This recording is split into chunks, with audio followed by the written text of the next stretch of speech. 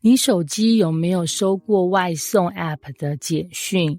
那种你的外送员已抵达，请下楼取餐，结果你还在沙发上躺着，想说啊，等等啦。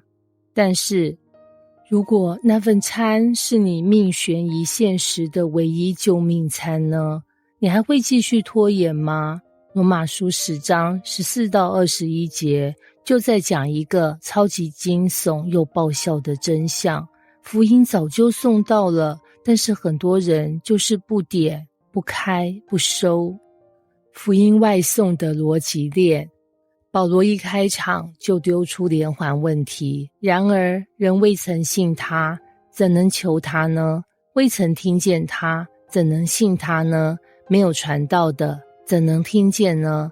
若没有奉差遣，怎能传道呢？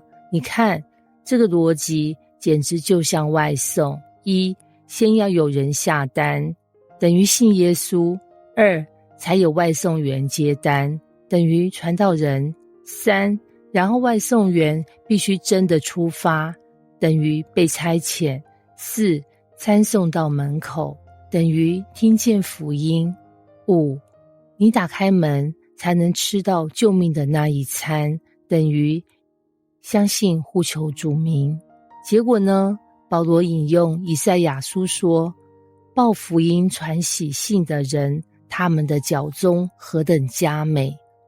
哇，这句话超浪漫，意思就是福音外送员的脚步声比珍珠奶茶还甜，比炸鸡香味还美好。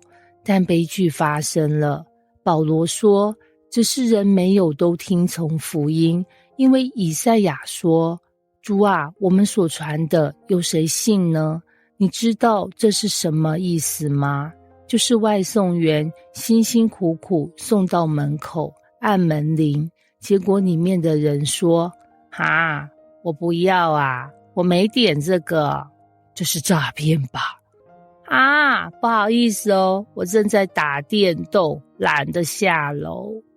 保罗叹气，然后丢出一句经典，可见信道是从听道来的，听道是从基督的话来的。换句话说，餐要吃进去，必须先听到外送已到的通知。信心不是凭空长出来的，它是从听神的话开始的。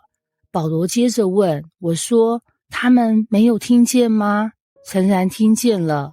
哇，这里有点像老师对学生说，你是不是没听到我讲？学生回，有啊有啊，但我就是不抄笔记。保罗还引用诗篇19篇，他们的声音传遍天下，他们的言语传到地极。意思就是这餐不是偷偷送的，这通知不是暗暗发的，整个地球都在想，叮咚，你的救恩已送达。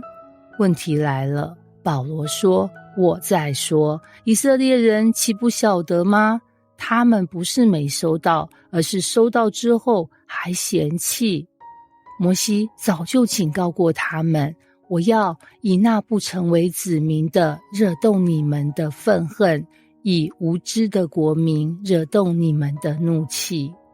翻译一下，就好像老师对学霸说，你不交作业，那我就让全班倒数第一交上来。结果学霸脸超臭，觉得超没面子。以赛亚更直白，我被没有寻求我的人寻见，我向那不问我的人显现。意思就是原本不懂神没在追求的人，反而最先点开福音 App， 直接一键下单得救。那以色列人呢？至于以色列人，他说，我整天伸手招呼那悖逆顶嘴的百姓，画面感超强。神就像外送员在门口敲门，叮咚，餐来咯，里面的人却大喊，不要啦，我自己煮泡面比较香。